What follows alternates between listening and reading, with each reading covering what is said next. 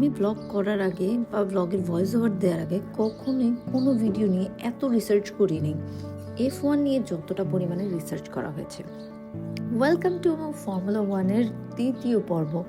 Formula one series নিয়ে আমি অনেকগুলো ভিডিও বানানো শুরু করছি, তো আপনারা কিন্তু আমার পেজে চাইলে এটা দেখে ফেলতে পারেন।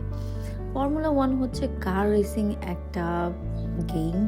এটা আসলে কার রেসিং স্পোর্টস বলার থেকে এখন টেকনোলজিক্যাল রেস বললেও হয়, বা বিজনেস রেস বললেও হয়, বা মার্কেটিং রেস বললেও হয়।